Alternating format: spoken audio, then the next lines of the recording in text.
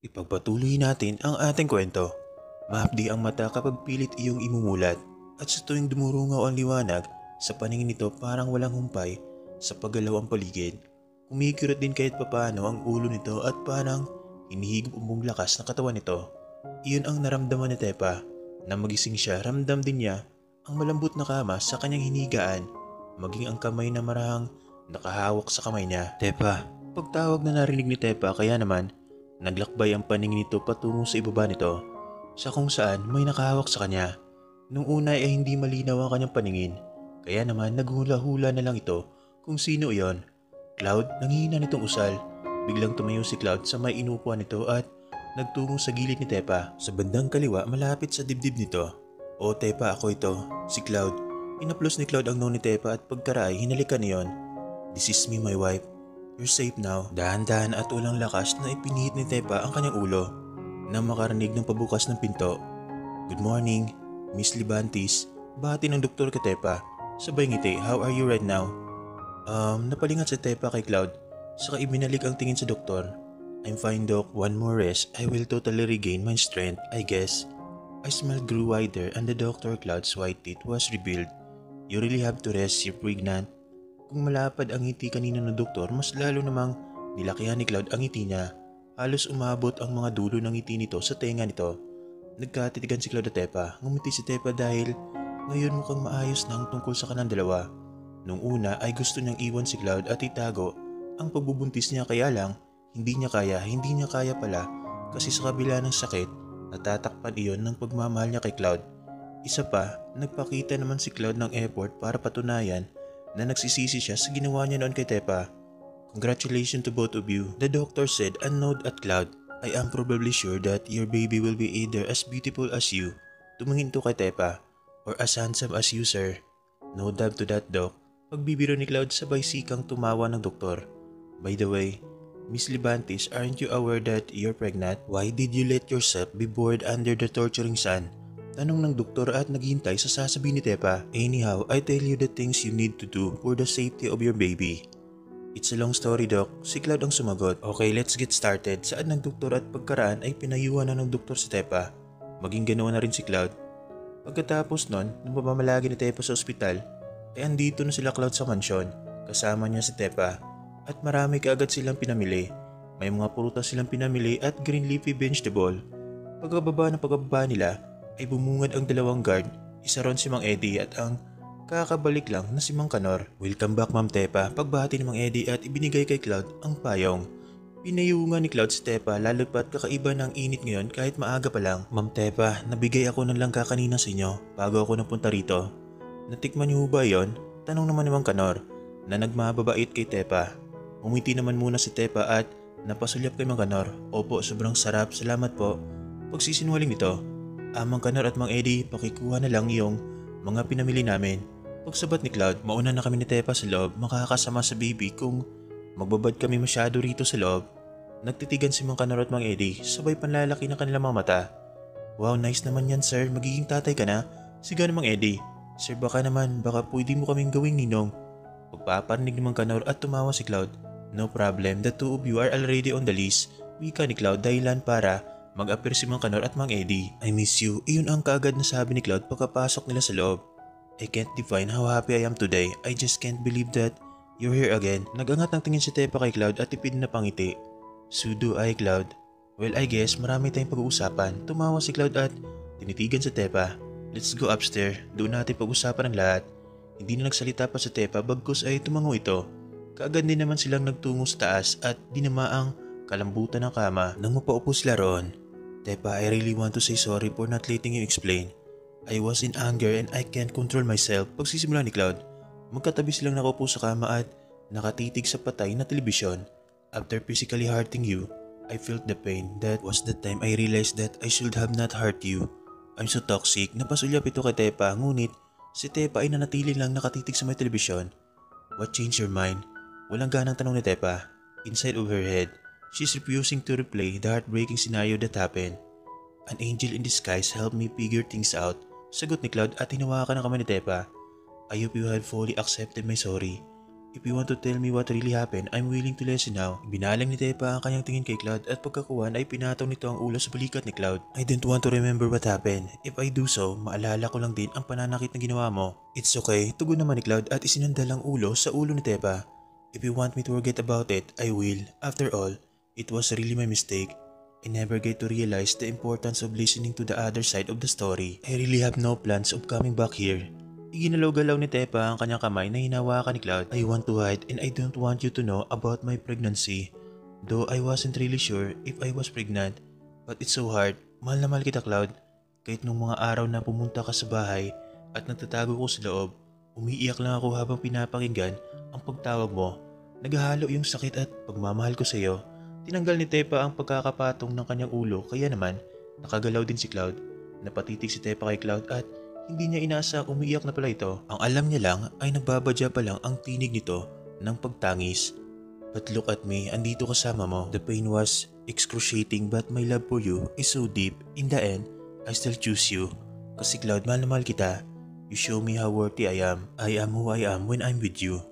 Cloud scuffed Tepa's face and wiped the tears that were tracing down on Tepa's face. Mang Eddie knew how devastating I am. Palagi kami nag-uusap at ang nagagawa ko lang sa harap niya ay ang umiyak at ang mag-inom. Napakagago ko. I was so down because I hurt you. I am planning to end my life but I hope for something that will motivate me to keep living. It's my hope that one day we'll be back together and that one day is today. He again wiped Tepa's tears. His eyes on the other hand were showing signs that it's about to brim. I want to start anew with you. I will promise to be more responsible than I was before and I will show you that I am the husband material you will want. I am willing to do things that I can such as singing when you're sad just to make you feel better. I want to take care of you, my wife. You are my life. You are my home. Niyakap ni Cloud si Tepa at sinabayan iyon ng pagdaustos ng kanyang luha. Cloud is emotionally fragile and he is willing to show his fragility to Tepa. Though some would say that it makes him less a man. Is this part of your plan?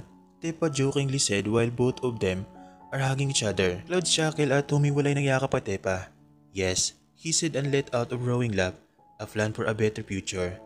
If you think I already forgot about your revelation about the plan you had before, I still don't.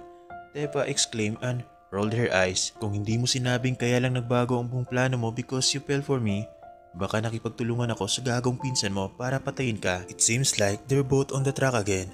I am still thankful about my revenge. If it was not for my revenge, hindi kita makikilala. Hindi ka magiging akin, Cloud said, while keeping a wide smile. He didn't kiss Tepa's hand. About Elton, I already cut my ties with him. I will no longer talk to him, and I'll just forget about his existence. Naroon na naman siya sa ibang bansa eh. Wala na akong problemahin pa. What's our plan now? Tanong ni Tepa. Kaagad namang tinaas baba ni Cloud ang kanyang kilay at inginuso ang higaan. Tepa rolled her eyes and gently slapped Cloud's face. Biro lang, pagbawi naman kaagad ni Cloud. It will be better kung magpahinga ka na muna. Ayaw kong mapagod ka baka makasama sa bata. You're right, inayos ni Tepa ang pagkakaupo at hinawakan na kamay ni Cloud. Actually, I am thinking kung ano ang magiging kasarian ng anak natin. Kung babae o lalaki, ano kaya ang ipapangalan natin?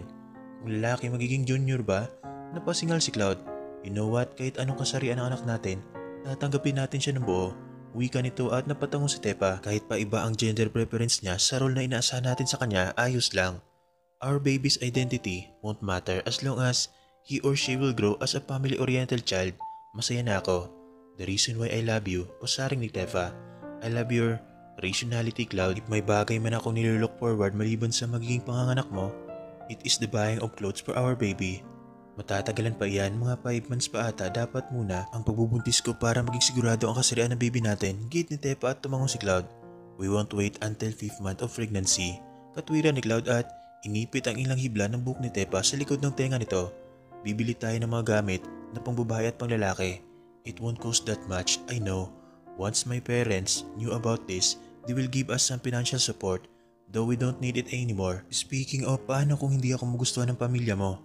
Paano kung malaman nila na dati akong bayaran at wala akong kaalam-alam sa business? A sound of low energy voice was heard from Tepa. Paano kung pag-iwalay nila tayo? My wife, number 1 rule of our family is not to get along with individual choices, not unless they'll see things that will affect me in a negative way. Cloud smiled to make Tepa feel comfortable. If they can't accept you, they have to forget that I am their child. I'm willing to risk everything for you. You will never be a no choice nor out of choices because I will always choose you. I already learned from a mistake and this time, I want to fight for my love to you. Natatakot ako, Cloud. Tepa voice crack. If you have nothing to fear, my parents may look serious but they are the humblest person you'll meet. Especially my mom. Pinisal ni Cloud ang pisngi ni Tepa. Kung nababaitan ka na sa akin, ano na lang kapag nakilala mo ang mga magulang ko, kasabihin mong santo sila, pareho silang natawa at napailing na lang sa Tepa. Can I ask you something? What is it? Tugon naman ni Cloud. Pwede bang huwag mo muna akong ipapakilala sa mga magulang mo? Hindi pa talaga ako handa, Cloud. Paliwanag ni Tepa at maigpit na hinawakan ang kamay ni Cloud. If that's what you want, it will be fine for me but that will be for the meantime. Darating ang panahon na kailangan kitang papakilala sa kanila na patungo si Tepa. Anyway, I'm beyond 100% sure that they will be glad after meeting you. I really hope so. Wika ni Tepa at niyakap si Cloud. Lumipas ang 2 linggo. Are you really sure we're now going to buy the things our baby will be needing? Tepa asked before getting into the car. Tumango muna si Cloud bago magsalita. Yeah, great things happen when it is planned ahead of time. Feeling excited ah? Tepa asked again and touched her tummy. Yes, we're getting older. Gusto kong makita ang mga anak natin na lumalaki. Paliwanag ni Cloud at sinimulan ng buhay na sasakyan. And also, I want to have another baby with you. Agad-agad my wife. It won't take a year, Cloud, pero sana naman kahit mag2 taon naman muna ang panganay natin bago tayo magkaanak. Wika ni Tepa at hinawakan ang braso ni Cloud. Pagkatapos nun ay andito na sila sa clothing section sa isang mall. Pareho silang namimili kung ano man ang gamit na bibilhin nila. I suggest that it will be better if you will choose on girly clothing and I'll do same for things for a boy. Suggestion ni Cloud. Kaya naman napahinto si Tepa, kakapili at hawak sa mga damit. Ay Dab, saad na Tepa at napasingal. What do you mean you Dab? Cloud asked as he is being confused. His forehead even furrow. No, I used the wrong term. Tepa slapped. Ikaw na lang ang pumili ng mga gamit na pambabae at ako naman sa panglalaki. Is that a twist? Isa pa, iyon naman ang gusto mo diba? Mga twist? Yeah, but if hindi mo magustuhan ang mapili ko, come on Cloud, kahit ano na basta para sa bata. If you think it will suit to our baby kung magiging babae, then go for it. Paliwanag ni Tepa na napapailing pa. I guess this is a challenge, Cloud said while raising his right eyebrow.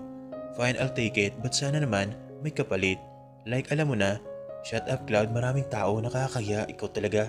Yung lumalabas sa bunganga mo, pagtataray ni Tepa at napasulap ito sa kanilang paligid. Maghanap ka na lang doon at pagkatapos mauna ka na sa counter. Huwag mong ipapakita sa akin ang mga pinamili mo rito. I want to be shocked kung sakali. Kaya sa bahay ko lang dapat malalaman ang pinamili mo. You know what? Ang dami mong alam, Cloud chuckled and Tepa slightly hit his back. Nagtungo na si Cloud sa kabilang bagay sa side kung saan naroon mostly ang mga gamit para sa baby girl. Cloud does not have any idea as to what to buy.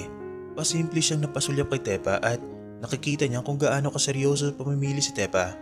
He genuinely smiled after seeing Tepa's seriousness. He opened his phone and took photos of his woman being busy. He knew that Tepa is going to be a responsible mother and a loving wife to him. As he can't take his eyes off on Tepa, he was left dumbfounded when Tepa gazed at him and gave him a pointed look. Tepa whispered on the air, "Mamili ka na. Hiwalayan na talaga kita." Cloud nodded and jolted his hand towards Tepa's direction to give a thumbs up. Ibinaling na lang ni Cloud ang kanyang atensyon sa mga damit at doon ay nagsimula na mamili. Ilang minuto matapos ang pamimili ni Cloud, nauna na siya sa may counter at binayaran ang mga pinamili. Dinungaw niya mula sa kanyang pinapwestuhan malapit sa may counter sa Tepa. Nakita niyang hindi pa rin niya tapos mamili kaya napailing lang siya. Sir, may anak na po pala kayo? Napalingat naman si Cloud sa cashier na gustong makisagap ng chismis sa kanya. Si Cloud din kanina ang huling pumili sa counter kaya ngayon ay wala pang customer ang pumipila ngayon dito. Yes, why? Cloud answered in a serious tone. Wala, akala ko po kasi single kayo eh. Wika pa ng cashier at kinagat ang labi nito. Kaka-lipstick mo, yan ang napakakapal. Bulalas ni Cloud, tumawa at naglakad palayo sa cashier. Na natipuhan siya, nagtungo siya kay Tepa ngunit kaagad din siyang pinalayo ni Tepa. Why? Tanong ni Cloud. Makikita mo mga pinamili ko. Roon ka na muna o hindi kaya'y mauna ka na sa sasakyan, katwiran ni Tepa. This is useless, in the end makikita ko pa rin naman iyang mga pinamili mo. Git naman ni Cloud na pinipilit ang sarili na intindihin ang pakulo ni Tepa. Ano ba? Sigaw ni Tepa kaya naman nagtinginan ng ilang tao sa kanila. Fine, I'll get into the car. I'll wait for you there. Saad na lang ni Tepa na napahinga ng malalim dahil sa mga taong nagtitinginan sa kanila. Tumalikod si Cloud at sinunod na lang ng nais ni Tepa. So that's how a pregnant woman behaves, tanong nito sa kanyang isipan. Kakaiba rin naman pala talaga ang mood swing nitong si Tepa. Hindi alam ni Cloud kung ganoon ba talaga kapag nabubuntis. Hindi rin siya sigurado kung lahat ng buntis ganoon o baka naman si Tepa lang. "You bellowed at me in front of many people," Cloud sadly said after Tepa entered the car with paper bags. "I didn't mean it," Tepa explained and put all the paper bags on the back seat. "If I got you offended, I'm sorry. Ayos lang. I wasn't just expecting it coming from you." Tugon naman ni Cloud. "You want to eat or craving for something? Pwede naman tayong dumaan sa isang Japanese restaurant na malapit lang dito." "Gutom ako pero hindi ko gusto ang Japanese food," tugon ni Tepa at isinasandal ang ulo nito sa balikat ni Cloud. "Gusto ko ng mangga na isasawsaw sa chocolate ice cream." Cloud laughed and Tepa feigned shame. "Sa dinami-rami ng pagkain, bakit iyon pa? Mas masarap pa ako ron eh." Saad ni Cloud na patuloy pa rin sa pagtawa. Ang kapal na mukha mo, mahinang tinulak ni Tepa si Cloud saka tumaray. "Anyway, sige bumili tayo ng gusto mo." Bumili nga si Cloud ng mga gustong kainin ni Tepa at pagkatapos ay umuwi na sila. Sa sala na nila mismo na isipang buksan ang kanilang mga pinamiling damit at gamit. "Unahin na natin ang sayo," wika ni Tepa sabay turo sa mga paper bags na nasa tapat ni Cloud. "Yung ano ko, you're pointing at something aren't you?" Nakatas ang isang kilay ni Cloud. "I'm pertaining to what you bought, not what can be found in your crotch," git ni Tepa. Tumawa na lang itong si Cloud at sinimulan ng buksan ang mga pinamili nila. "I bought this baby dress with sunflower print para magkapareho kayo ng suot most of the time and para maging kahiligan niya ang hilig mo," paliwanag ni Cloud. "Our baby's feet on the other hand would fit in this yellow slipper and this soft pair of shoes." "Is that all?" tanong pa ni Tepa at tinaasan ng kilay si Cloud. "I also bought headband but I think our baby won't be using it as soon as possible," katwiran ni Cloud. "Anyway, we're being futuristic so magagamit pa rin naman ito." "Speaking of being futuristic, I bought a goggles. I am 100% sure that our baby will be interested in swimming just like you." Pagsingit ni Tepa at kinuha ang goggles na napakaliit at kulay asul. "Ang galing mo kayang sumisid." "Sumisid saan?" Cloud asked in a joke way. "Sa tubig malamang, saan ka ba sumisisid?" Walang kaide-ideyang tanong ni Tepa na nakapagtitigan pa kay Cloud. "You know what I mean," wika ni Cloud at tumawa. Binato ni Tepa si Cloud ngunit hindi ito tinamaan. Tawa lang ng tawa si Cloud at gustong gusto niya talagang nakikitang nainis itong si Tepa. After the boat clothes and the other things for the baby, bumili naman sila ng gamit para sa magiging room ng anak nila. Hindi halata ang excitement ng dalawa. "Guys, we'll be using 2 rooms, tanong ni Tepa kay Cloud at kasalukuyan sila ngayong paakyat. "Yes," tugon naman ni Cloud at inakbayan si Tepa. "The first room will be designed for our boys' room, while girly style on the other room." "What room will be checking first?" tanong ni Tepa at napahinto silang dalawa. "The room beside our room," tugon ni Cloud saka ngumiti. "The room Elton used will be our baby's boys' room." "Sinimula na ba ang pag-aayos doon?" tanong muli ni Tepa at nagpatuloy na sila sa pag-akyat. "Honestly, I'm expecting it to be done after we bought materials that will be used." "Sinimulan iyon kaagad nang kinuha ko magtatrabaho roon." Saad ni Cloud at ngumiti. "I know you don't know what happened after we bought the materials needed because you stay at your family's house." Tumango si Tepa at sabay silang naglakad sa harap ng pinto. Si Cloud na mismo ang pumihit ng busol para makapasok sila sa loob. Napanganga si Tepa na makita ang napakalaking pagbabago ng kwarto. The walls were painted with blue colors and were incorporated with underwater inspired design. Mula sa maliit at malaking isda, makikita iyon doon. Napasulap si Tepa kay Cloud at napahawak si Tepa sa dibdib nito at sumandal sa balikat ni Cloud. "This is so beautiful," bulalas ni Tepa. "You really want our baby to become a swimmer like you, ha? If it wasn't for the goggles that you bought, the design would not be like that. I preferred a simple room but I know you will not get satisfied if I insist it to be simple." Paliwanag ni Cloud na nakaakbay na ngayon kay Tepa. Ang lamig sa mata ng room na ito, sarap tambayan. Indeed, pagsang-ayon ni Tepa at hinawakan ang kamay ni Cloud. "Anyway, I love these letters." Kinapa ni Tepa ang mga letra na may disenyo rin na may isdang lumulusot dito at may mga seagrass. "But what I love in this room is this," wika ni Cloud at hinila ang kamay ni Tepa patungo sa crib na ang disenyo ay parang barko. "This is so cool pero naisip ko lang ha, baka maging pirata itong anak natin paglaki nito." Pagbibiro ni Tepa at sabay silang tumawa ni Cloud. "With our guidance, it won't happen," gate ni Cloud. "Tara, sa next room naman tayo." Sunod naman silang pumasok sa isang room. Sa room na ang disenyo ay para sa babae. Sa totoo lang, kahit hindi na iyon tignan ni Tepa dahil alam naman niya ang magiging disenyo nito. Kahit pa tumawa si Tepa sa inaasahan niyang magiging disenyo ng kwarto, nasiyahan pa rin siya na makita na hindi lang sunflower ang bulaklak na ginagamit at disenyo rito. A flower garden. Ito ang naging disenyo ng room. May mga butterflies din dito at ladybug na disenyo. I would love to stay in this room, wika ni Tepa at napaupo sa kama sa sinadyang ilagay doon para maging pahingaan nila. Sakaling ito ang magiging kwarto na maging anak nila.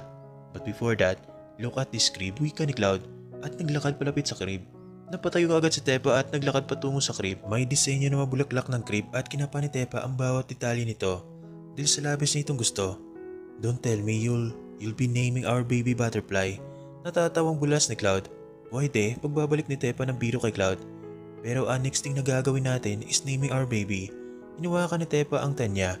Kaya naman ay lumapit si Cloud sa kanya at lumuhod. Dati ikaw ang lumulod sa akin pagbibiro ni Cloud at hinawakan ang tiyan Tepa. Baby, Daddy Cloud is so excited to see you. We're waiting for you, our angel. We love you anak. Habang naglalambingan silang dalawa, mabilis na tumakbo si Mang Eddie papunta sa kung saan sila naroon.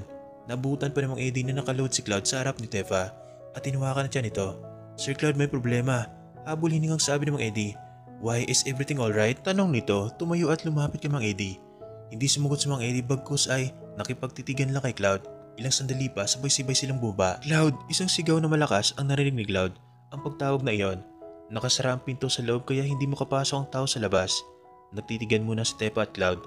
Nagkibit balikat sila pareho dahil wala silang idea kung sino mang ang nasa labas. Maya-maya pa binuksan na ni Cloud ang pinto at isang babae na nakangiti ang bumungad sa kanya, si Giselle. What are you doing here? Tanong ni Cloud na halos maging dahilan para mabingi ang ilang tao na malapit sa kanya. Itinaas ni Giselle ang kanyang kilay at dandahang naglakad palapit kay Cloud. Maya-maya pa, may kinuha siya mula sa loob ng bulsa niya at ininikit iyon sa dibdib ni Cloud. Oo Cloud, ako nga, buntis ako, wika nito at nagawa pang tumingin kay Tepa para tarayan ito. And guess what, ikaw ang ama. Binitiwan ni Giselle ang ginamit niya sa pregnancy test at nakita iyon ni Cloud at nasalo. Nanlaki ang mata niya para siya na estatwa na makita ang dalawang kulay pula na linya. At kung ano pa ang sunod mangyari, abangan nyo sa susunod na bahagi ng ating kwento.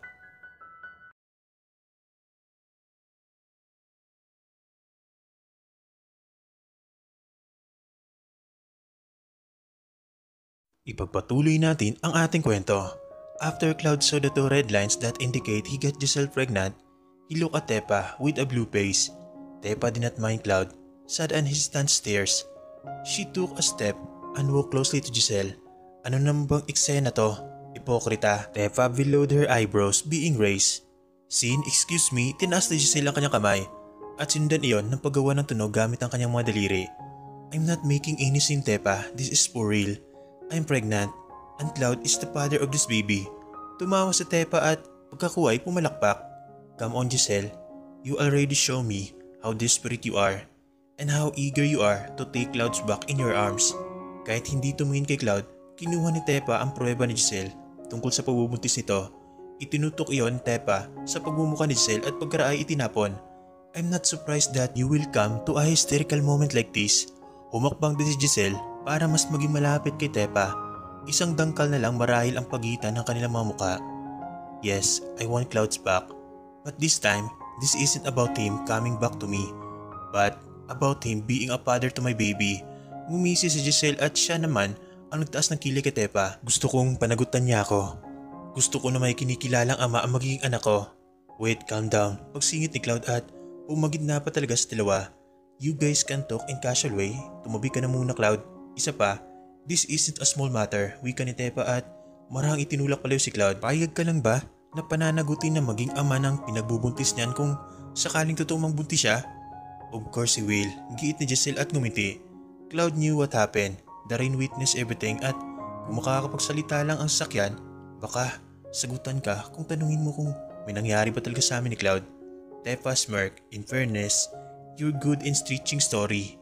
Pwede ka maging writer, wika nito. Pwede ring scientist. Ang galing mo kasing mag-imbento eh. Why not ask Cloud if I'm lying? Panghamon ni Giselle saka tumingin kay Cloud. Umiwas naman ang tingin si Cloud at tumingin sa ibaba. Or I can tell you everything. Detail gusto mo? Gusto mong malaman kung paano ako pumatong kay Cloud? Kung paano nagkiskisan ang katawan namin? Kung paano niya ipinadama sa akin ang kanyang malaking taguro? At kung paano bumalusok ang marubdob at mainit-init niyang likido sa loob ko? O kung hindi nakatapos sa pagsasalita si Giselle dahil sa malakas at halos makaputol ulo na sampal ni Tepa na dumapo sa kanyang muka. Ganyan ba kasarap? Tanong ni Tepa kay Giselle matapos niya itong sampalin. Nakangiti lang si Giselle saka inayos ang kanyang nagulong buhok. Lumingon si Tepa kay Cloud. Now Cloud, sabihin mo sa harap ng babaeng ito na she's lying. Sabihin mong parte lang ito ng ilusyon niya. Tell her. Tepa calmly said and crossed her arms. Cloud wanted to burst out like a bubble because of this moment. His mind is starting to race inside, looking for a reason or right word to explain everything. He can answer Tepa, so he stood up steady and uttered no word. What's with the silence, Cloud? Tepa asked Cloud. Stares on Cloud's face. May nangyari ba sa inyo? Your question must be affirming, Tepa. The only choice he has is yes.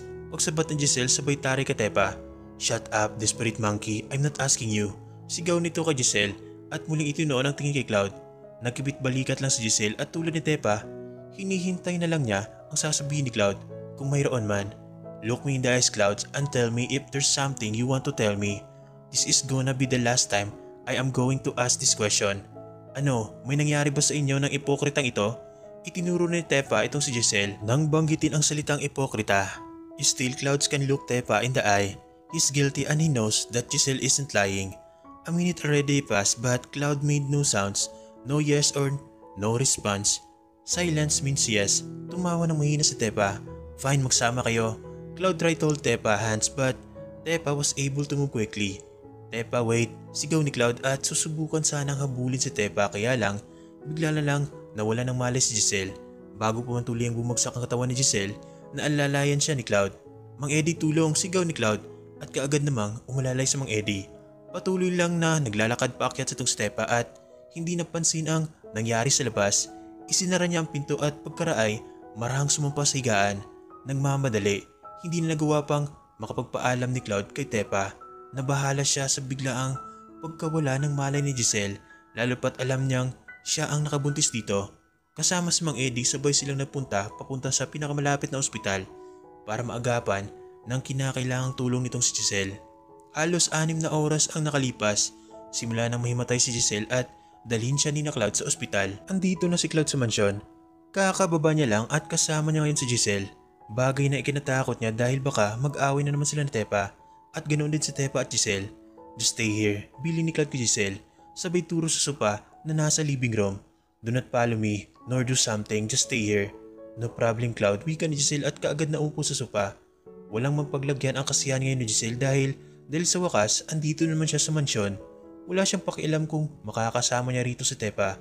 Ang mahalaga sa kanya ay nandito na siya. May wife, malambing at mahinang tawag ni Cloud sabay katok sa pinto. Alam niyang nilak ito ni Tepa dahil sigurado nagtatampo na naman ito. Open the door please, I have something to tell you. Akala ni Cloud ay magpaulit-ulit siya sa pagtawag ngunit makalipas ng ilang segundo bumukas ng pinto. Pagkatapos buksan ni Tepa ang pinto ay naglakad ito pabalik sa loob.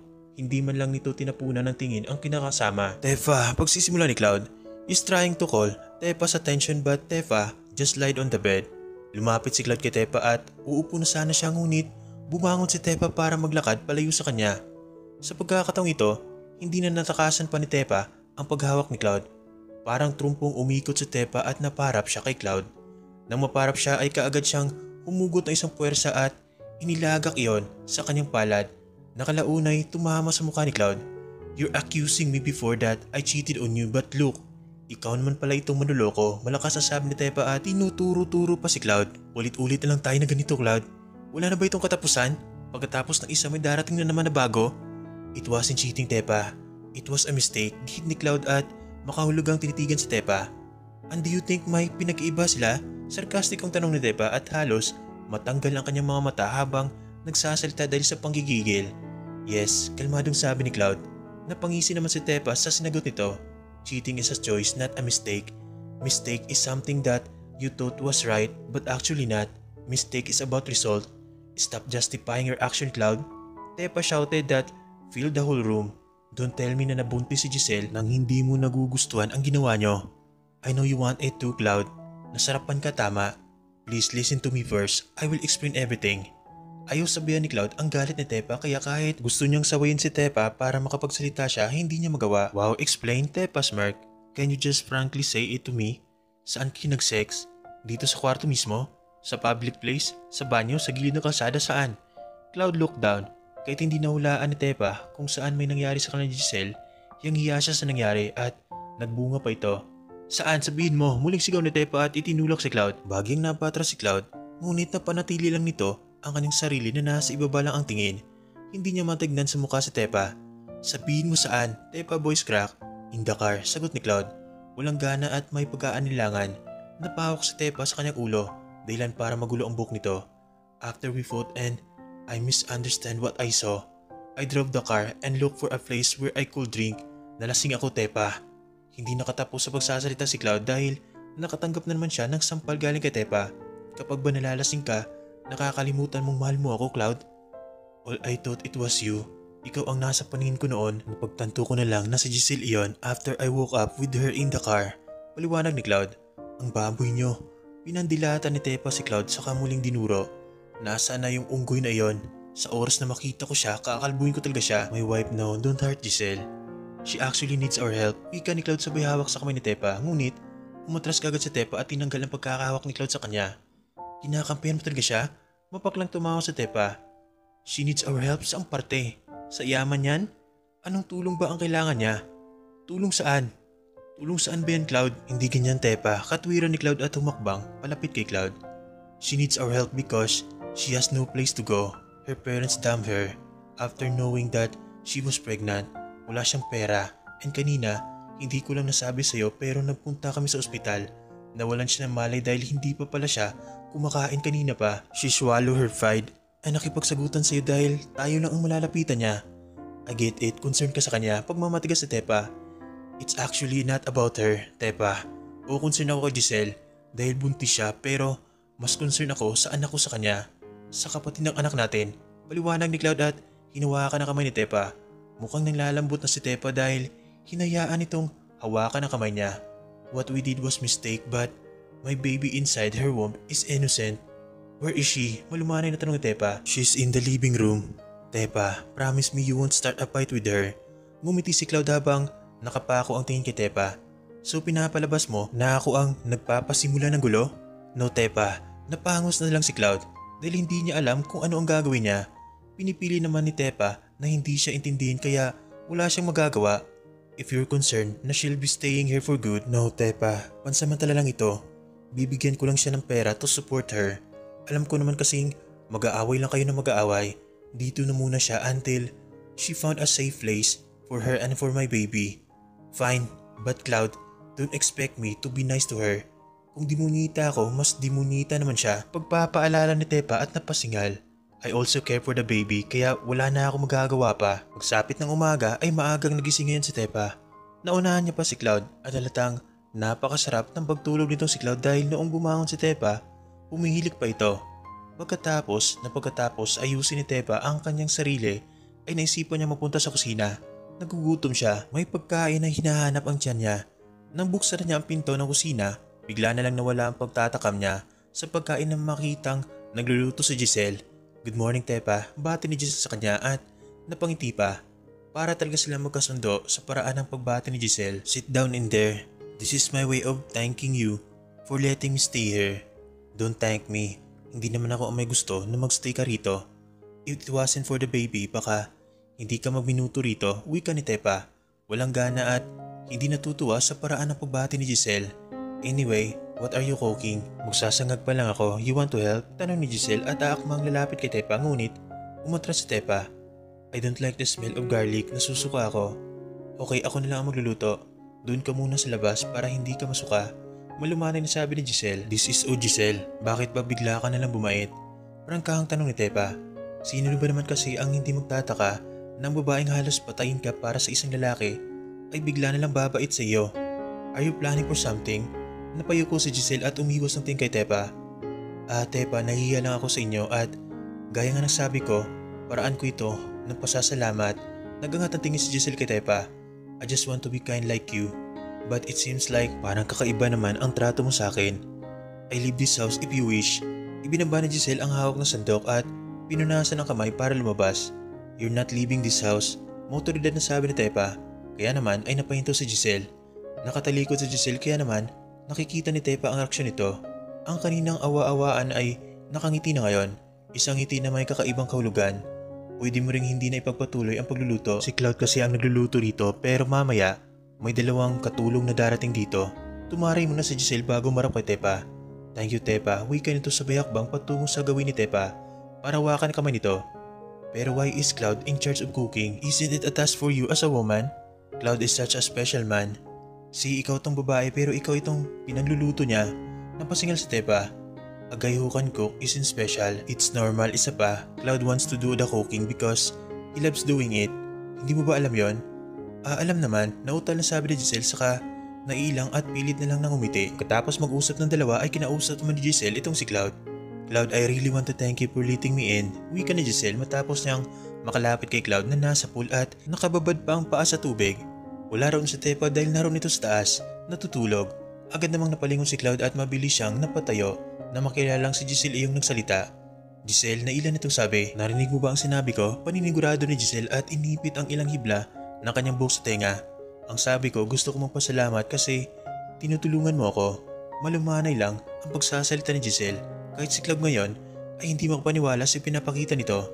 Parang kahapon lang ay halos magwala itong si Giselle at ngayon ay para itong anghel na mas dalisay pa sa birhen na tubig. Yeah, I heard it. Wika ni Cloud at napahawak sa batok nito. Anyway, you don't have to thank me. Kay Tepa ka mapasalamat. I already did pero halos pareho lang kayo nang isinasagot. Natatawang sabi ni Giselle. Is that so? Okay, napahinto si Cloud sa pagsasalita. Hindi niya alam kung ano ang susunod sasabihin. Naiilang talaga siya dahil sa una sa lahat, hindi niya ginusto na mabuntis si Giselle. Pangalawa, sa tuwing nakikita niya ito, ay nagbabalik lang ang panlulokong ginagawa nito sa kanya. Ngunit para sa dinadala ni Giselle na alam niyang kanya, pinipilit niyang isawalang bahala ang magkahalong puot at nararamdaman niya para sa ina na maging anak niya. Giselle, you should go inside. Baka maslide ka rito. Mapahamak pa iyang dinadala mo. Wika na lang ni Cloud, sabay turo sa loob. I'm happy that you're concerned, Cloud. Mas nilapara ni Giselle ang kanyang ngiti at halos umabot sa dulo ng dalawang tenga niya. Ang lapad ng kanyang ngiti. More likely but concerned lang talaga ako sa baby. Cloud coldly said. I see, dismayadong sabi ni Giselle. Pero Cloud, I really want to know what's the real reason why did you let me stay here? Kumunot ang ni Cloud. Real reason? I already said I'm concerned for the baby. Yun lang. Yun lang yun. Yun lang yun, Giselle. Nothing more, nothing less. Isn't it about me? Tanong ulit ni Giselle. Unti-unti nagbabalik ang ugali niyang pilit lang niyang itinatago. Cloud shrugged his shoulder. Yes. Does this mean you still love me? Muling tanong ni Giselle at tumakbang palapit kay Cloud. No. Cloud took a deep breath. It's about you because naawa ko sa'yo. This has nothing to do with my feelings for you. Cause in the first place, wala naman ako nararamdaman sa'yo. Pakiramdam ni Giselle ay mahigpit niyang hinawakan ang katawan ng rosas na punong-puno ng tinik. Ang puso niya ay isa-isang tinutusok ng tila walang katapusang karayom. Pilit nang umiti si Giselle para itago ang nararamdaman matapos magsalita si Cloud. Sorry, nailang nasabi ni Giselle. My real question is kung aware ka ba talaga tungkol sa polygamy? Ang dami ko lang pasikot-sikot. What's with polygamy? Tanong naman ni Cloud, sabay iwas ang tingin kay Giselle at ibinaling ang tingin nito sa tubig. It seems like you don't know what is it. Therefore, you're not aware that you're practicing it. Seryosong sabi ni Giselle. Nagtagpo ang dalawang kilay ni Cloud sa kanapangisi. I know what polygamy is, Giselle. Umarap siya kay Giselle at si Giselle naman ay umiwas ng tingin at gusto na lang maglaho. And I know that you're wrong. Well, Cloud, I see no big difference with our situation. Katwiran ni Giselle. Gagawin niya lahat para hindi siya mas lalong mapahiya. Dalawa kami ni Tepa. Dalawang babae at pareho mong nabuntis. Idagdag mo pa na sama-sama tayong naninirahan sa isang bahay. Still, there's a very big difference exists. Giselle, this isn't polygamy. My love is for Tepa only. And I am married to no one. Can you understand its context? Napawak si Cloud sa kanyang baywang at napasingal. You're not even my concubine. Ikaw naman masyado kang seryoso. Pagpapalusot na Giselle. Napailing na lang si Cloud saka naglakad papunta sa loob para iwan mag-isa si Giselle. Giselle crossed her arms, unrolled her eyes. Mukhang matatagalan pa bago niya mapaamo si Cloud. Batid niyang kailangan niyang mas galingan pa ang paawa effect niya. At nababahala siya dahil baka bukas bigyan na siya ng pera ni Cloud. Nang nasa living room na itong si Giselle at abala siya kakagamit ng kanyang cellphone, bigla na lang niyang itinago ang kanyang cellphone at nagpanggap na nagbabasa ng mga gasin na makitang parating si Tepa. Giselle, tawag ni Tepa. Dahan-dahan niyang ibinaba ang magazine na kunwari ginagamit niya saka Nginitian si Tepa. Bakit Tepa? Gusto kang makausap ni Cloud? He has something to tell you. Wika ni Tepa saka tumalikod para sanay maglakad palayo ngunit nagsalita si Giselle. Tepa, bida nitong sabi sabay tayo. Where is he? Upstairs. To the room next to our room. Sagot ni Tepa at naglakad na patungo sa kusina para kausapin ang dalawang bagong dating nakatulong. Napasingal si Giselle. Her heart is pounding out of her chest and her palms start to sweat. Giselle immediately entered the room that was purposely designed for a baby boy. Her jaw dropped and her eyes shot towards the ceiling after seeing the overall design. Wow, who designed this? Tanong nito kay Cloud na naroon na sa may bintana at mukhang may sinisilip. I heard someone. Kaagad namang sagot ni Cloud saka humarap kay Giselle. Ang ganda, this is amazing. I wish magkaroon din ng ganitong room ang magiging anak natin. Pagpaparinig naman ni Giselle at hinawakan ang crib. That's not the reason why you're here, Giselle. Kaagad na sabi ni Cloud. Ha? Kunwari nagulat si Giselle para hindi siya mapaya. Hindi ba? Kung ganun, what's the reason why I'm here? Huminga muna ng malalim si Cloud saka namulsa. I already have the money. The amount that I will be giving will be enough to support you and the baby financially. Giselle suddenly felt the lumps on her throat. So papalisin mo na kami? Giselle, you know na may pamilya na ako. Hindi naman kita pinapaalis nang wala lang. I am giving you the financial support that you'll need. Kaagad na sabi ni Cloud. Paano naman kung kailangan ko ang tulong mo? Kapag bigla akong manghina, mawala ng malay. Should I call for warm? Umiwas na tingin si Cloud dahil napansin niya ang pamumula ng mga mata ni Giselle. A minute or two, Giselle I will welled up with tears. That's not a problem. Isa sa mga bagong dating nakatulong ang sasama sa'yo. Tugon naman ni Cloud. Cloud is ready for Giselle rebuts. Lahat ng magiging hinaing ni Giselle ay napagandaanan niya ng solusyon. Akala mo ba hindi ko napapansin? Alam ko namang ayaw mo talaga sa dinadala ko eh. Pwede mo namang sabihin sa akin nang diretsa na ayaw mo talaga sa amin nang dinadala ko. Sigaw ni Giselle na ikinukunot ng noo ni Cloud. Do you think I would give assistance if I'm not concerned with that baby? Kalmadong sabi ni Cloud. This time he's good with controlling his emotion. Gaya ng sabi ko, may sarili na akong pamilya. I will still give my support. Be a father to that baby. And when it grows, the child can stay here or visit me anytime he or she wants. Cloud, akala ko ba ayos lang kay Tepa? Ano plastikan? Giselle, she says okay, but it won't mean that she's really okay to that. Cloud, please let me stay here for more days, please. Bigla nito pagmamakawa sa hinawakan na kamay ni Cloud. I don't get it, Giselle. I am already giving the assistance you need. Wika naman ni Cloud at tinanggal ang pagkakahawak ni Giselle sa kanya. Kailangan maging maingat si Giselle sa bawat salitang bibitawan niya. Sa oras na magkamali siya, mauuwi sa wala ang plano nila. Yes, but Cloud, I also need you, ngunit itong sigaw. Cloud first sleeps and his face started to turn red. I can only give myself to one person. And you know who she is. Tepa needs me to, Giselle. Cloud, biglang lumod si Giselle sa harap ni Cloud. I'm willing to do everything. Wika nito sa hinawakan ang belt nitong si Cloud at bumaba iyon sa zipper nito para buksan iyon. Biglang tinulak ni Cloud si Giselle palayo sa kanya. You don't have to do this, Giselle. You're too desperate and please, hindi ako madadala sa ganyan mo. Sigaw ni Cloud. Hindi niya lang kasi lubos sa kalaing gagawin iyon ni Giselle sa kanya. You're giving me enough reason to let you stay out of this mansion. Tumayo si Giselle at sunod-sunod na nagsipaglaglaga na kanyang luha. What's your real intention, Giselle? Are you only using the baby inside of yours to support your dusky agenda? Cloud gritted his teeth. Giselle never dared to answer Cloud's question. Pinunasan niya ang kanyang luha at habang naglalakad para buksan ang pinto at lumabas, biglang nagring ang kanyang cellphone. Someone's calling. It's Tony. At kung ano pa ang sunod mangyayari, abangan nyo sa huling bahagi ng ating kwento.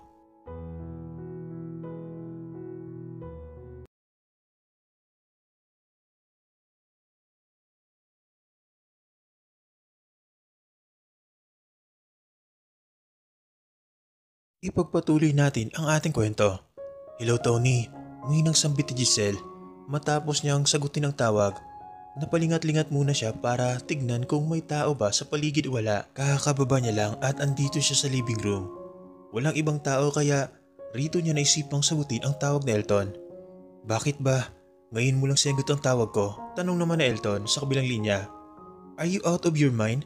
Gusto mo ba talagang mabisto ako kagad? Hindi pa ako nakaalis dito sa mansyon, kaya hindi ka pa nga dapat tumawag eh. Iritadong sabi ni Giselle at tumaray. Bakit ka ba tumatawag ha? I need updates from you. Well, based sa sinabi mo, nakapasok ka riyan sa mansyon. Ano, kamusta sa Tepa? Balita ko kasi ay Bumalik na iyon dyan. Yes, she's here. And alam mo ba, hindi ko inaasahan ang malalaman ko rito. Napasingal si Giselle at hinawakan ang tiyan niya. Tepa is pregnant at si Cloud ang ama. Ano? If that's the case, din dalawa kayong buntis dyan? Wait up, Tony. Correction, si Tepa lang ang buntis. Ikaw kaya ang may pakana sa papanggap na ito. Wika ni Giselle at napailing. O nga pala anyway, were you able to convince Cloud with the pregnancy test kit? Or you feel on the plan B? Tanong ulit ni Elton na siyang mastermind ng lahat. I sorted on plan B. In fairness, you're right when you said kapag umarte ako na himatay sa pinakamalapit na ospital ako dadalhin. It went boom. Cloud brought me to the nearest hospital. And the doctor that attended me was your friend of our kukuntsaba. Mahinang tumawa si Giselle at muling napalingat sa buong paligid para tignan kung may ibang tao. So how long you'll be staying in there? Until you give birth? That's the problem. Cloud already gave me the money and he wants to find a place where I can stay. Ika niya, he has his own family now. I'm so sick of seeing Tepa's face. Ang hirap makipagplastikan sa kanya. Giselle flipped her hair. Do everything to convince him to let you stay in there. Si Jusim, take off your clothes in front of him. Sigaw ni Elton sa kabilang linya. And one more, don't you dare lay your hands on Tepa. You knew the purpose of this plan. Aagawin mo si Cloud at mapapasa akin na sa Tepa. I already did. I almost sucked Cloud's length pero wala pa rin epekto. Kung wala na talaga akong mapagpilian, lalasingin ko si Cloud at ako na ang gagalaw sa kama. I'll just make sure na wala ang haliparot na sa Tepa na yan. Habang pinapakinggan ni Giselle ang sinasabi ni Elton sa kabilang linya, bigla na lang umalingaw ang palakpak galing sa likuran niya. Kaagad na napatayo si Giselle at ibinagsak ang cellphone. Nanlaki ang mamatang napalingon si Giselle at parang tumigil sa pagtakbo ang oras na makitang ang pumalakpak pala'y si Tepa. Ang tibok ng puso ni Giselle ay nagsimula ng magsipag-unahan at nanginig na ang bibig nito. I knew it, impacta. Mariing sabi ni Tepa at tinaasan na kilay si Giselle. Tepa, ano ang narinig mo? Malumanay na tanong ni Giselle. Kailangan niyang paganahin muli ang kanyang paawa effect. I guess you misheard and misunderstood everything. Mahining natawa si Tepa at bigla na lang nagsalubong ang dalawa nitong kilay. Huwag mo kong artihan, Giselle. I heard everything. Kung magsalita ka ngayon pa virgin. Tepa, no. Mali ang narinig mo. Depensa ni Giselle at pinapanatili ang malumanay na tono ng pagsasalita. Tumigil ka na sa pagpapanggap mo, Giselle. Cloud will know this. Sigaw ni Tepa at naglakad sa harap ni Giselle sa kabinangga ito. Kaagad namang humarap si Giselle kay Tepa at hinigit ang braso nito. It won't happen because I'll be stopping you. Naningkit ang mga mata ni Giselle at napahangos ito. Maya-maya pa, tinanggal niya ang pagkakahawak niya kay Giselle at sinampal ito. Hayop kang babae ka, nagpapanggap ka lang palang buntis. Sigaw ni Tepa sa kahinampas ang tiyan ni Giselle sa katinulak. Umalinghing naman ang sakit na nararamdaman ni Giselle at halos mamilipit ito dahil sa ginawa ni Tepa. Cloud, sigaw ni Tepa at pagkaraay mabilis na tumakbo papunta sa may hagdanan. No, sigaw naman ni Giselle sa kahinabol si Tepa. Bago pa man makaapak sa unang palapag si Tepa, nahawakan ni Giselle ang kamay nito. Hinila ni Giselle si Tepa kaya napatras si Tepa. Ano ba, sigaw ni Tepa at pinaghampas ang kamay ni Giselle. Let go of me. Tinadyakan ni Tepa si Giselle saka mahigpit na napahawak sa may hagdanan. Cloud, muling sigaw nito. Nahirapan si Tepa sa pag-akyat dahil nagulo ang mahaba niyang buhok. Ganoon pa man, pinilit niya ang kanyang sarili na makatayo ng maayos para makaakyat sa itaas. Akala ni Tepa ay magagawa na niyang makaakyat sa itaas, ngunit hindi pa man malayo ang nakbang niya, bigla na lang nagkaroon ng lakas si Giselle at nahila nito ang buhok ni Tepa. Nawala ng balanse si Tepa at kahit anong pilit niyang hawak sa may hagdanan para hindi siya malaglag, ay hindi siya nakakuha ng suporta roon. Sa isang iglap, parang bulang nagpagulong-gulong si Tepa pababa ng hagdan. Pagkabagsak niya mula sa hindi naman gaanong mataas na kinaroroonan niya kanina, kaagad siyang dinugo. May galos na natamo si Tepa at masakit din ang katawan niya, ngunit mas masakit ang naramdaman niya nang bumagsak siya at sindan iyon ng pagdudugo niya. Samantala nanatili munang nakatayo si Giselle at para itong na-estatwa. Tinakpan niya kanyang bibig dahil hindi siya makapaniwala sa naging resulta na kanyang ginawa. Cloud, nangihina at utal-utal na sabi ni Tepa. Bumaba na si Giselle at tumayo na sa tapat ni Tepa. Oh my Tepa, I'm sorry, wait. Ano gagawin ko? Aligagan itong sabi. Inuna niya pang magsalita sa halip na tulungan si Tepa. Nagpapakurap-kurap na ang mga tingin ni Tepa at hindi na siya makapagsalita ng maayos. Maya-maya pa, biglaan lang may sumigaw mula sa taas. Tepa, sigaw ni Cloud. Naalalang-alala. Nag-angat ng tingin si Giselle at nang makita si Cloud na iyon, para siyang binubusan ng napakalamig na tubig at Kumaripas ito ng takbo palabas. Narinig ni Tepa ang pagtawag ni Cloud sa kanya ngunit hindi na niya nakita pa ang paglapit ni Cloud sa kanya. Dahil nawalan ito ng malay, agad nang dinala sa ospital itong si Tepa. Maraming amoy ang nasasagap ang ilong ni Tepa. Kahit ang amoy ng alkohol ay hindi pinapalagpas ng ilong nito. Kahit ang ilang kemikal. Dinig din niya ang mga hakbang at yabag na tila naghahabulan at pabalik-balik sa bawat pasilyo. Dahan-dahan at pilit na nilalabanan ang bigat ng talukap ng kanyang mga mata. Iminulat ni Tepa ang kanyang mga mata. Una niyang napansin ang kulay puting kisame na bumungad sa kanyang mga mata. Naramdaman niya ang malambot na kama at sinundan iyon ng mga haplos na nagagaling sa kanyang kanan. Ibinaling niya ang tingin niya sa kung saan nagagaling ang haplos. Doon nakilala niya kagad kung sino ayon, ang kanyang nanay. Nay, tawag nito. Kagad na napatayo ang nanay niya. Anak, mabuti na lang at nagising ka na. Ano, naalala mo ba ang nangyari bago ka napunta rito? Pumikit muna sa Tepa at umiwas ng tingin sa kanyang ina. Oo, Nay. Hinawakan ng nanay niya ang kamay niya ng pagkahigpit at nagpigil ang nanay niya sa pag-iyak. Nasaan si Cloud, Nay? Biglang tanong ni Tepa at nakipagtitigan muna ito bago siya sagutin. Samantala sa kabilang banda naman, Ama, alam ko pong marami na akong kasalanang nagawa. May mga pagkukulang akong mahirap ng punan at may mali akong imposible ng may tama. Nakaload na nga si Cloud at kung may ibababa pa, ang pagload niya ay ginawa na niya. Ang kanyang mga luha rin ay nagtatambak at anumang oras ay babagsak iyon nang walang pakundayaw. Ama, I'm asking for the strength and acceptance that you will give to Tepa. I'm kneeling here in front of you, not because I am asking for the cleansing of my sins but for my wife's condition and state. I know this is going to be hard for her, especially after she went back on her consciousness. I honestly don't know will I tell her everything about our baby. I need time to lament but my wife needs me. The pain is excruciating but I know that the pain Tepa will feel will be double. Nagsipagbagsakan na ang luwang kanina pa pinipigilan ni Cloud. Sa bawat patak nito ay sumisimbolo sa kanyang panagoy. Nahirapan siya pero alam ni Cloud na mas mahirapan si Tepa kapag malaman nito ang naging resulta na nangyari. Nag-sign of the cross muna si Cloud bago tumayo. Tapos na rin niyang punasan ang kanyang luha at handa na siyang magpunta sa room kung nasan si Tepa. Habang naglalakad palabas, bigla siyang nakatanggap ng text galing sa nanay Tepa. Gising ng anak ko. Bigla na lang bumukas ang pinto kung saan naroon si Tepa. Iniluha ang pintong iyon si Cloud at isang doktor. Tepa, wika ni Cloud. Sa kaniyakap si Tepa. Umiti si Tepa at nang mapagtantong may kasamang doktor si Cloud, doon na naiba ang atensyon nito. Ado, kamusta po ba ang lagay ng baby ko? Biglang nagsulyapan si Cloud at ang doktor. Bago pa man sumagot ang doktor, inunahan ito ni Cloud. Tepa, you should be asking first about your condition. Paglis ni Cloud sa usapan. Anyway, I'm happy that you seem so fine right now. I'm fine, Cloud. My concern right now is our baby. I am totally aware with what happened. If I get hurt and my bruise serve as my proof, anong pa kaya ang baby natin? Tumingin si Cloud sa nanay Tepa at umiwas naman ang tingin ang nanay nito. Pagkaraay, patagong lumuha ang nanay Tepa. Lumapit si Cloud sa may doktor at pagkakuan ay may ibinulong. Doc, let me do this. Lumabas na muna kayo. Tumango ang doktor at sinunod ang sinabi ni Cloud. Naiwan na sa loob si Tepa at ang nanay nito at si Cloud. Cloud, bakit mo pinalabas ang doktor? I am asking and I need an answer. Katwiran ni Tepa at balak pang tumayo ngunit kaagad na lumapit si Cloud para pigilan ito. I want to ask the doctor, Cloud. Tepa, you can ask me and please. Huwag mo munang piliting bumangon. Kagigising mo lang, wika ni Cloud saka umupo sa tabi ni Tepa. Cloud, I have this unexplainable feeling. I need an answer, please. But I am afraid as to what response I will get. Pagtatapat ni Tepa at nagsimula na mamuo ang luha niya. Before I felt like I am a soul of two in one body, but now parang mag-isa na lang talaga ako.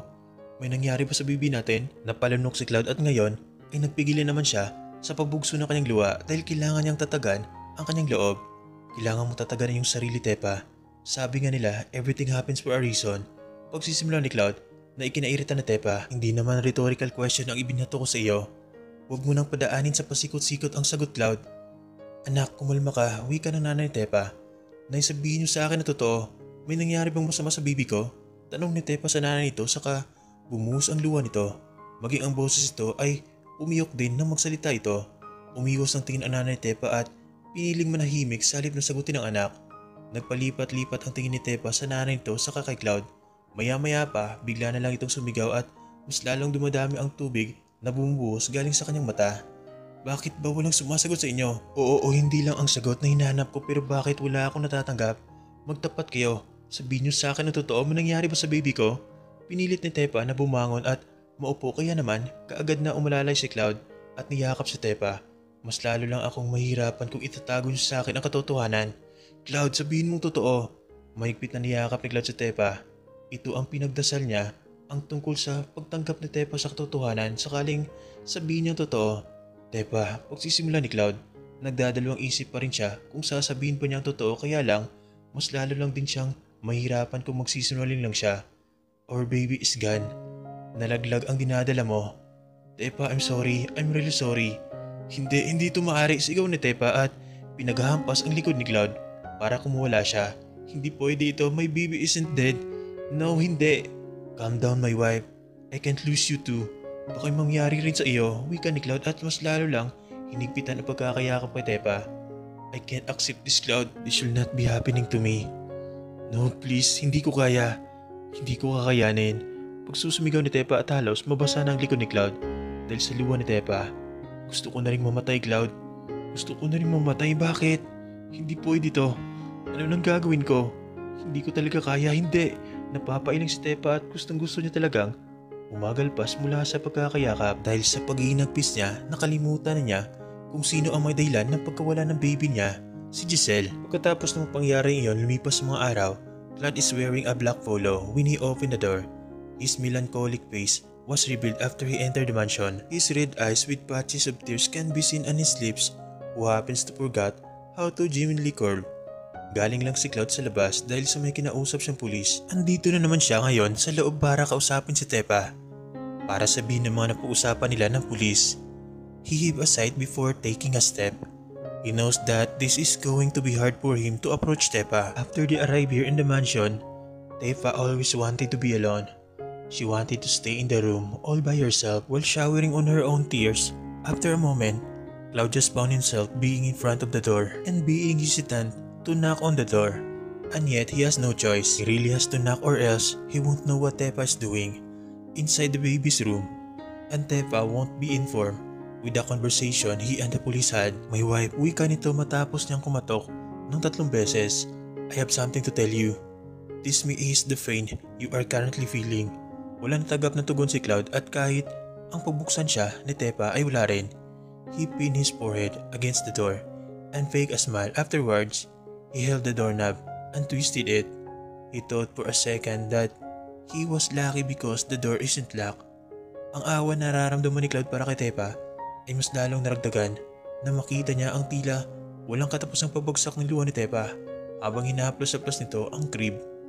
Tepa, may sasabihin ako. Pagsisimula ni Cloud, ayaw niyang basagin ang ginagawa ni Tepa, kaya lang iniisip niyang baka matulungang bawasan ang sakit na nararamdaman ni Tepa kung magsalita siya. Hindi lang umimik si Tepa at nanatili lang ito sa kanyang ginagawa. Namulsa na lang si Cloud at pagkatapos ay napasingal. Ilang segundo muna ang lumipas, tanging ang pag-ikbi ni Tepa lang ang maririnig bago magsalitang muli si Cloud. Si Giselle, she's already in jail. Lumapit si Cloud kay Tepa. Nagtungo ito sa likod at hinawakan nito ang balikat ni Tepa. Aren't you happy? Napalunok si Tepa sa katinanggal ang mga kamay ni Cloud na humahaplos-haplos sa balikat niya. Umarap ito kay Cloud at hindi na pinunasan ng luha. How can I be happy? Oo, nahuli siya at nakulong. Tapos, mababalik pa noon ang buhay ng walang kamuwang-muwang na baby natin. If we file a case against her and manalo tayo, she will suffer even more. Paliwanag naman ni Cloud at gaya ng dati, kalmado lang ang pagsasalita nito. And so, kahit reclusion perpetua pa ang ipataw sa kanya, hindi na matutumbasan ang panghabang buhay na pasakit na binigay niya. She doesn't deserve to be in jail. She deserves to die. En route in jail, sigaw ni Tepa at napayukob. We have no rights to take her life, Tepa. It's a sin. And a life being taken away already can't be revived by another life. Pagpapaunawa naman ni Cloud at hinawakan ang braso ni Tepa. Let's be rational, Tepa.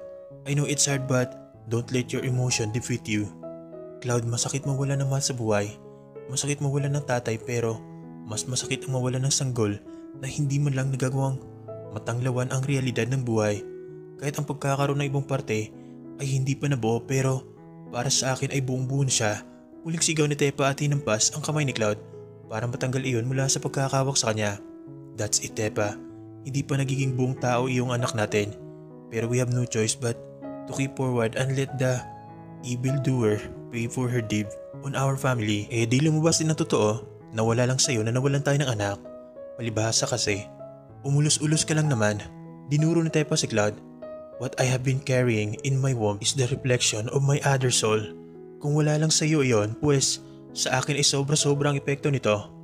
I would prefer to die and follow my baby. Tepa emphasized the word my to let Cloud know that she doesn't consider Cloud as the other parent. No, hindi ganun Tepa, and please, huwag mong ipamukha sa akin na wala lang sa akin ang nangyari. Muling mukbang si Cloud palapit kay Tepa. Nasasaktan ako hanggang ngayon ay dumako pa rin ang sakit, kaya lang, alam kong mas masakit ang nangyari para sa'yo. I am trying to be strong and I am acting as if I am not affected because I care about you. I will act what I really feel then paano ka? Who will be there when you need me? Who will take action that involve Giselle, Dave to us? I can't be bluer than blue because you need me and our baby needs justice. Tumalikod si Tepa kay Cloud at naglakad papunta sa may bintana. Please, I need to be alone. Tepa, everything happens for a reason. Cloud gently said while holding back his tears. And what is the reason, Cloud? For us to lament? To suffer? To be the pain? Sarkastikong sabi ni Tepa at hindi ba lang nito nilingon si Cloud nang sumugot ito. Please, I want to be alone. Lumbuas ka na muna. Tumangon lang si Cloud at bago siya tumalikod para maglakad palabas, biglang pumatak ang kanyang luha. Pagkatapos na naging sagutan ni Cloud at Tepa, naisipang mabuta ni Cloud sa isang stockroom ng mansyon nila. May gusto siyang hanapin doon at sana ay naroon pa yon. Bagyang nalipasan ng panahon ang stockroom ngunit ay napanatili pa rin ang mga pintura nito. Ang naging sinyalis lang na pinagdaanan nito ng panahon ay dahil maalikabok na ito. Maraming boxes sa loob at hindi na nag-aksaya pa ng oras si Cloud na isa-isahin ang mga iyon dahil alam niyang hindi kakasya sa loob ng box ang pakay niya. Sinuyod niya ang silid at hindi na niya naging alintana ang alikabok kahit pagtakip ng kanyang ilong ay hindi na niya nagawa. Here it is, wika nito nang makita ang guitar bag at kinuha iyon. Pinunasan niya ang bag kung saan nakapaloob ng gitara saka kinuha sa loob ang gitara. May kaunting alikabok na rin ang gitara ngunit hindi naman iyon kakapalan. Iniwan niya ang pinagsidlan ng gitara at dinala lamang niya ang gitara palabas.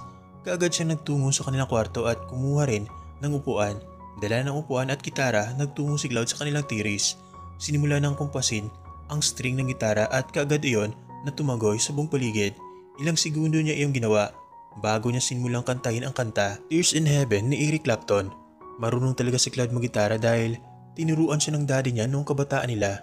Huminto lamang siya sa kakatugtog gamit ang gitara na maging abala na siya sa pag-aaral noon sa kolehiyo.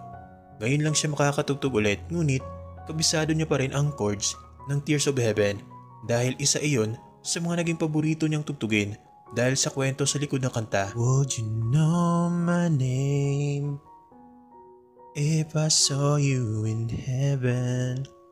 Would it be the same if I saw you in heaven?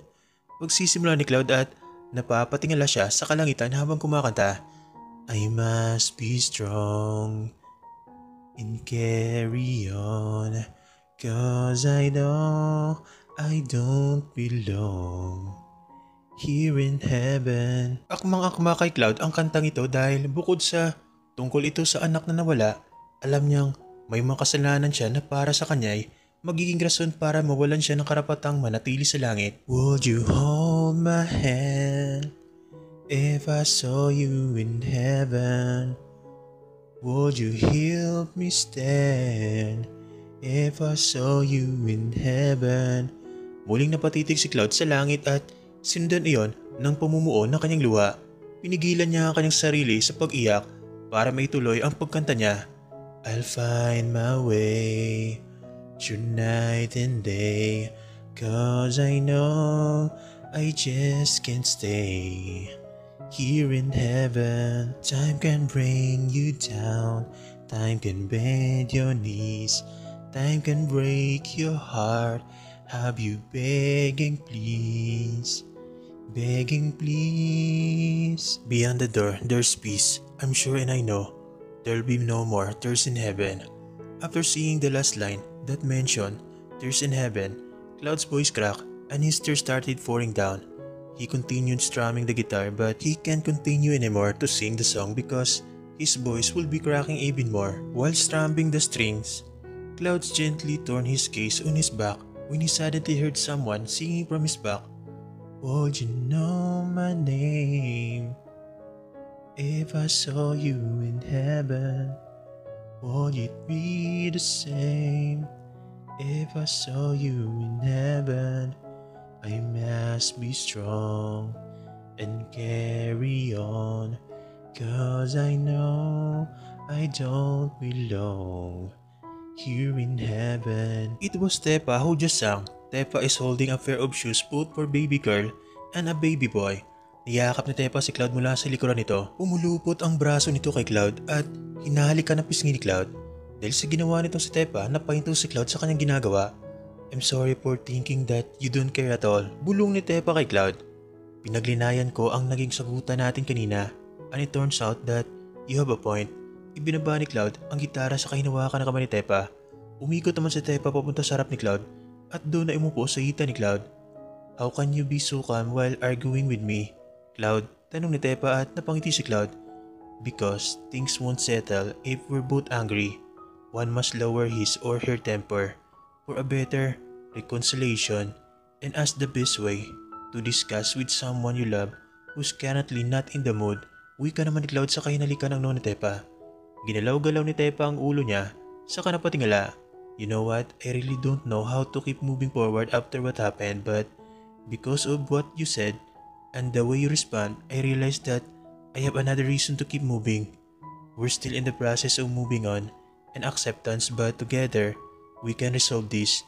Tinitigan lang ni Cloud sa Tepa na nakatingala ngayon sa langit. Maybe hindi pa talaga para sa atin ang baby na yon. Our baby is now an angel, and I know that he or she will guide us always. Tepa's voice cracked and her words start to stumble. I just want a family of my own at hindi ko inasahang gagawin niya yung pagsubok sa atin ng Diyos. Ang kunin kagad ang anak natin. Tears again flowed down making canals on Tepa's face. Cloud scuffed Tepa's face at pinarap ito sa kanya. So do I, but our little angel's death has a reason, as what I always say. Pagsisimula ni Cloud at mariing nakipagtitigan kay Tepa. And it's the life is not about happiness and joy only. It has twists and turns that were unexpected. Nonetheless, the best mindset a person could have about life is to never give up and continue living. Pagpapatuloy ni Tepa, because you might think that you already lost your hopes, but the truth is, you still have more to hold on. Dagdag naman ni Cloud saka pinisil ang pisngi ni Tepa. I love you, Cloud, wika ni Tepa at pagkatapos ay napatingala. I love you din, baby. Baby namin na nasa langit na. I love you more, Tepa. Tugon naman ni Cloud saka tumayo. Kaya napatayo na rin si Tepa. Hinawakan ni Cloud ang dalawang pares ng sapatos saka itinaas iyon sa langit. This is yours, our little angel. How we wish we were able to see you to wear this. Ibinaba na ni Cloud ang sapatos saka umakbay kay Tepa. Pumulupot naman ang braso ni Tepa kay Cloud saka mahigpit na yumakap doon. Inalalayan ni Cloud ang ulo ni Tepa para mas mapalapit yun sa kanya. Saka hinalikan niyon. For our baby, let's start all over again. Yes, but before that, let's make sure that Giselle will pay for his sins to us. Wika naman ni Tepa at isinubsob ang ulo malapit sa lig ni Cloud. Habang nagyayakapan silang dalawa, bigla na lang umulan at pareho nilang hindi inaasahan iyon. Sa halip na pumasok, pinili na lang nilang damhin ang pagbugsak ng ulan para yakapin sila at sabay na tumingala. Habang ang katawan nila ay naliligo sa ulan, ang kaluluwa at puso naman nila ay naglalakbay papunta sa langit dahil batid nilang ang ulang iyon ay paiwatig ng anghel. Anghel nila na pinapanood sila at ginagabayan sila. Mas lalong naramdaman ni na Cloud na ang anghel nila ang may dala ng ulan dahil nakaramdam sila ng lamig na parang yumayakap sa kanila at pumagit na sa kanilang dalawa. Makalipas ang 1 taon at kalahati, suot ang isang uniforme ng kapitan ng barko. Masigasig na hinintay ni Cloud ang pagbukas ng pinto sa kabilang dulo. Ganoon na rin ang ginawa ng ibang naroon na nagsisilbi at nakasuot naman ng uniforme ng crew ng barko. Naroon ang nabibilang lang sa daliri nila Cloud.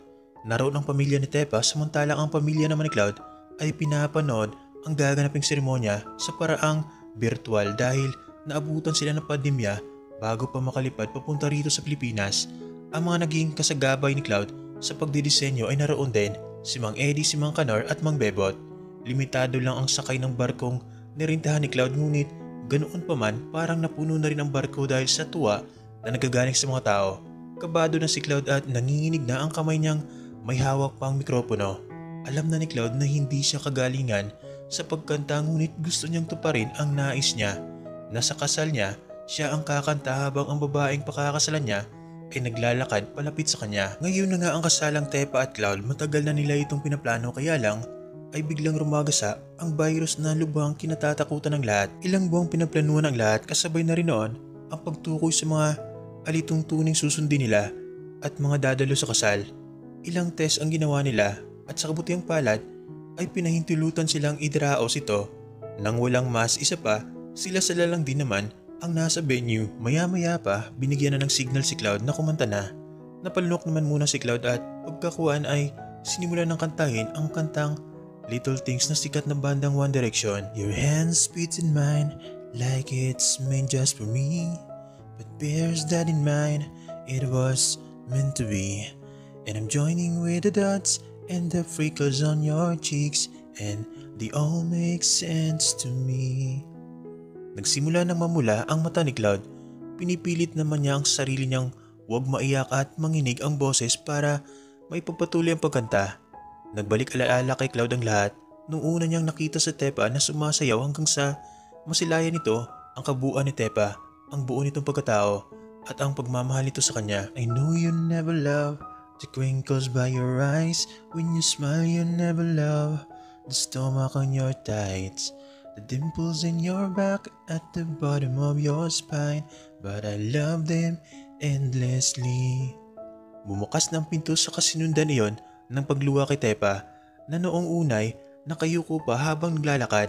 Nagtaas ang tingin si Tepa kay Cloud at idinikit ni Tepa ang napakalapad na kurba sa kanyang labi na sinda ng pamumuo na kanyang luwa. Walang gown at belo na suot si Tepa. Katulad din ng suot ni Cloud, isang captain uniform for female ang suot na Tepa. Ganoon pa man, may dala pa rin siyang bulaklak. May suot din siyang captain hat na bumabagay lamang sa ayos ng kanyang buhok. Ang ganda ni Tepa ay parang bulaklak na namumukadkad. Para siyang sirena na nagkatawang tao para maikasal sa kapitan ng barkong humuli sa puso niya. Hindi na napigilan ni Cloud ang kanyang sarili at lumuha na rin siya. Alam na alam niyang maiyak siya dahil may handa siyang pamunas sa kanyang mata. Ganoon pa man, kailangan niyang ipagpatuloy ang pagkanta. I won't let these little things left out of my mouth, but if I do, it's you, oh it's you, and they add up to I'm in love with you, and all these little things. Natapos na sa pagkanta si Cloud at nakita na lang niyang nasa harap niya si Tepa at nakasilid na ang braso nito sa pagitan ng braso at ng parte malapit sa dibdib niya. Hindi naman sa kalayuan ay biglang may sumigaw, isang hagikgik. Hindi nag-atubiling lingunin ni Tepa ang pagtawag na iyon.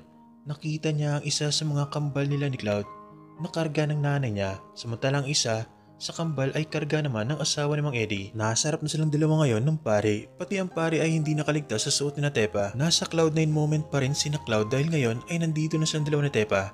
Magpapalitan na pangako at mensahe para sa isa't isa. I never thought I would marry someone who was past that will turn a person off, will not for me. Cloud laughed after he started his vow. Your flaws, mistakes, and your past made me love you even more, Tepa. We had come so much problem together and fixed them. Making you as my possession is something that I won't be ashamed of. You are my possession in a way that I don't see you as a material but rather a dignified value that I can't lose. I would let people take away all my properties as long as it won't be you. How fate tangled our lives give me so much lessons. I learned different things like what can jealousy may lead to, what anger and pride may cause to one another, and how can an unsettled issue break things apart. You're not just a partner to me because you're my teacher and my woman version of Santa Claus. We now have our twins after we lose our angel.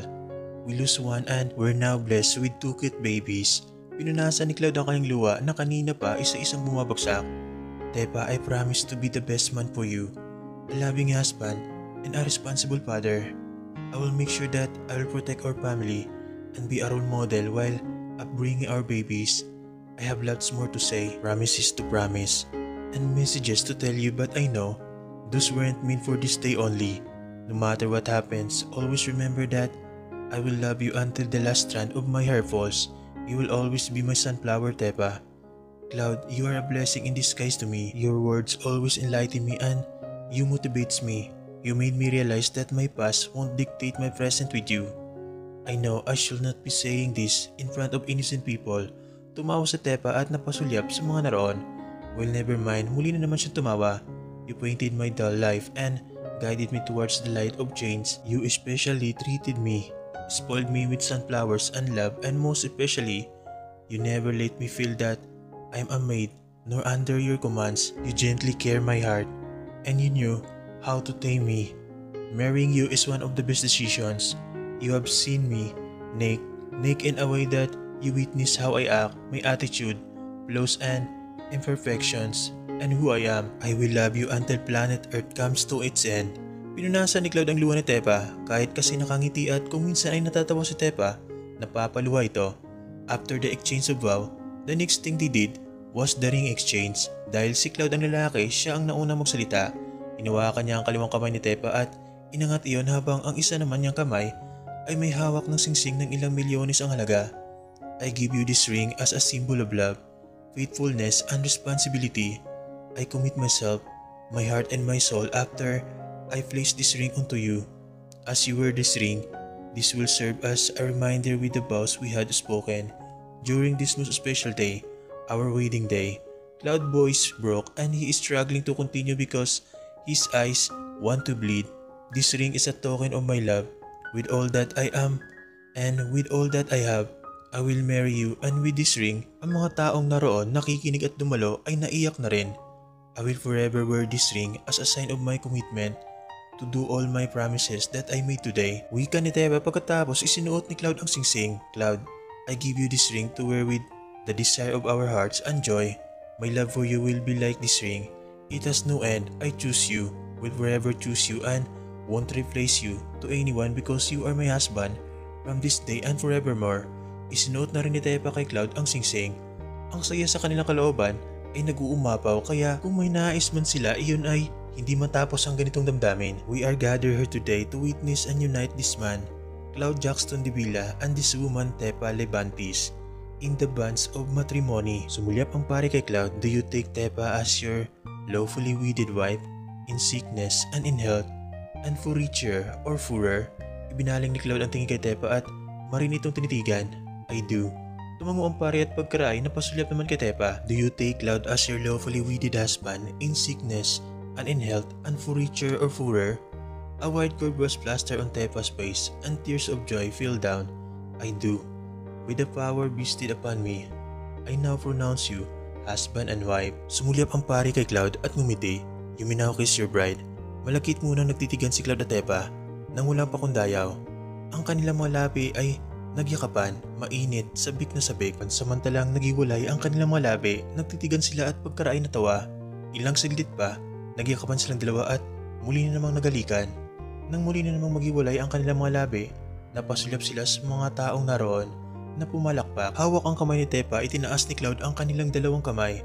Saka sumigaw nang walang boses ng yes. Makalipas ang isang buwan, my wife, is everything okay? Tanong ni Cloud at naglakad palapit kay Tepa na isinasara ang maleta. Are you really ready? Huminto si Tepa at pagkaray umupo sa kama saka mahinang kinapa ang maleta.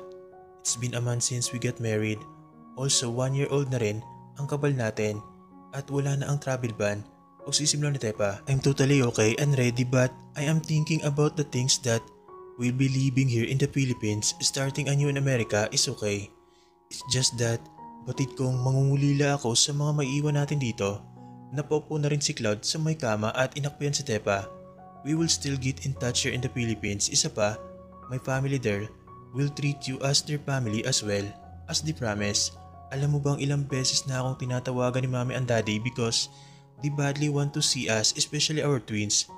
Alam mo Cloud, naisip ko lang ha, paano kaya kung buhay ang panganay sana natin? Naroon na rin kaya tayo ngayon sa Amerika? Tanong ni Tepa at isinandal ang ulo sa balikat ni Cloud. Probably yes because sabik na talagang magkaapo ang mga magulang ko. Sagot naman ni Cloud at hinaplos-haplos ang balikat ni Tepa. If ever our first baby sana was born, babae kaya iyon or lalaki? I don't know either, pero naalala mo pa yung naging usapan natin? Kahit anong maging kasarian niya, tatanggapin natin siya, kaya lang we weren't able to see him or her. Habang nagninilay-nilay ang dalawa, bigla na lang bumukas ang kwarto na Tepa at pagkatapos ay magkasunod na pumasok ang nanay ni Tepa at asawa ni Mang Eddie. Anak, andito ng mga apo ko. Wika nito at inabot ang isa sa kambal kay Tepa. Ang isa namang kambal ay inabot kay Cloud. Pagkatapos maibigay ang dalawang sanggol, lumabas ang nanay ni Tepa at asawa ni Mang Eddie. Karga ni Tepa ang babae sa kambal at ang lalaki naman ay na kay Cloud. Sabay silang tumayo at nagtungo sa may tiris. Gil Daniel, I want you to grow as fine and strong woman. Wika ni Tepa sa anak. Me and your daddy will guide you. Umarap si Tepa kay Cloud at kinindatan ito sa kangumiti. Ikaw naman, Galahir, I want you to protect your sister and be a good brother to her. Be a good son to us too, and I hope you won't be doing the same mistake I did before. Wika naman ni Cloud at iginagalaw-galaw pa ang baby na para ba silang sumasayaw. Naglakad palapit sa isa't isa sina Cloud at Tepa. Nakaharap sila sa may dalampasigan at parehong karga ang kanilang mga anak. Kasabay na pag-aplos ng hangin sa kanilang mga katawan, pareho nilang isinandal ang kanilang mga ulos isa't isa at sa parehong pagkakataon ay sabay na sumilay ang napakalapad ng ngiti sa kanilang mga muka. At hanggang dito na lang nagtatapos ang ating kwento. Maraming salamat sa lahat ng sumubaybay sa kwento nating ito.